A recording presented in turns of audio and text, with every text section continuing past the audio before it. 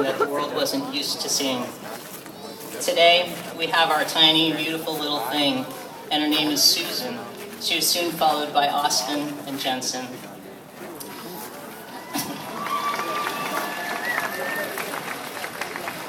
Now, just because you want to get pregnant doesn't mean you can, especially when battling biological, social, medical, and legal unknowns. Our first insemination attempt worked, but I ended up having an ectopic pregnancy with triplets. I had to have emergency surgery, and due to the damage of surgery, my chances of getting pregnant again were cut in half, and Nancy and I were devastated. But the damage done to my body was only part of our trauma. Soon, within our small community, people were finding out about my failed pregnancy. Doctors were talking, receptionists were going home and telling their husbands and boyfriends about the pregnant man. And Nancy and I had a decision to make. We could have boarded up our doors and tried to barricade ourselves against the impending media storm. But neither Nancy and I had ever hidden from challenges or shied away in the shadows before this. It's not who we are. For years, we had fought for LGBT equality in Hawaii, lobbying for civil unions and equal public accommodations laws, as well as for safety for LGBT youth in the public school system. When I was 16 weeks pregnant with Susan, I was asked to write a small article in an LGBT magazine in the United States. In the article, I talked about the medical discrimination we're facing, as well as posed legal questions about our legal concerns, which were unprecedented at any time, anywhere. How would my and Nancy's marriage be treated? How would it list the parents on our baby's birth certificate? We didn't know. But when the article hit, the story wrapped around the world. And soon, newspapers, tabloids, magazines, radio and TV stations, as well as internet sources were talking about us. But unfortunately, none of them were talking about us in an accurate or respectful way. I once read that I was giving birth to kittens from unusual parts of my anatomy.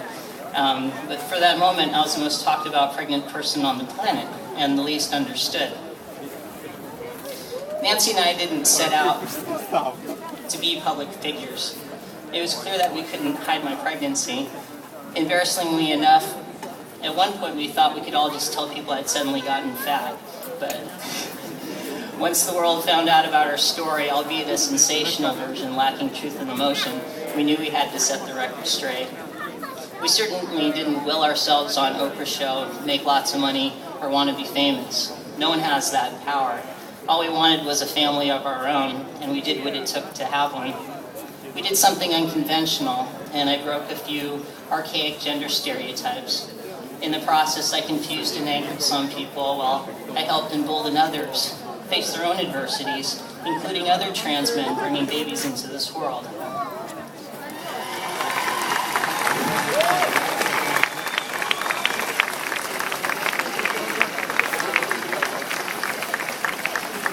Before my family's story came out, most people were unaware that trans men are willing or even capable of wanting families of their own. Well, a lot of them are, and a lot of trans women also want families. This is why communication and openness is so important to our community. Unfortunately, I'm here to tell you that it's not easy for transgender people to start families. You know, gender and sexual orientation has nothing to do with the desire to want to start a family. There are medical, legal, social, and economic hurdles to transgender people getting pregnant. In America, the path is unmarked and unfriendly. Depending upon the state you live in, there are impassable roadblocks. The law and public policy are not yet fair to transgender people, and I hear that here in Sweden, one of the requirements for gender reassignment includes sterilization. Boo. Well, sterilization doesn't make a person grow the reproductive organs of the opposite sex. It only deprives a person of the basic right to reproduce. This issue needs to be talked about, exposed, and opened up for everyone to see.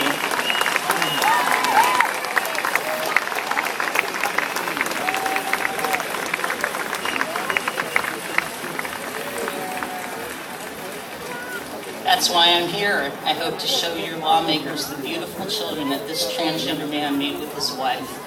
And I want everyone to see that the transgender citizens of Sweden need to also have the possibility of love, life, and liberty restored to them.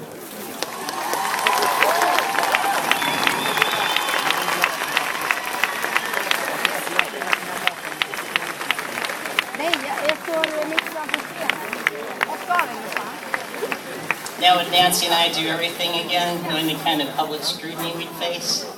You better believe it. I've discovered my purpose and meaning in life, and that's being a good husband and father. It's being part of a loving family. Nancy and I have the good fortune right now of living our dream right here, right now. And we're not just living the American dream. We're living a dream shared by the citizens of Sweden and by citizens around the world. We're living the human dream.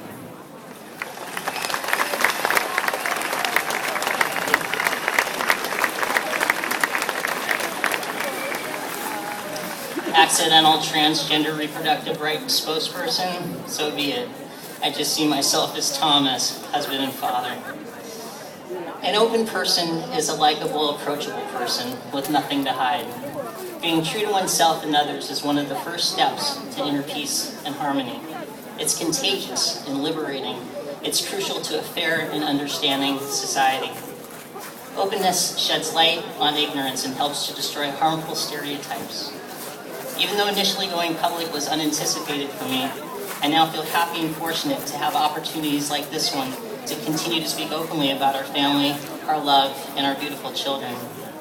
I get emails and messages every day from people across the world telling me that they're inspired by my family's story and that they're so glad that we chose to be open about it. I'd like to pass on that inspiration to you so that you can recycle it and continue to love and create beautiful things within your own lives.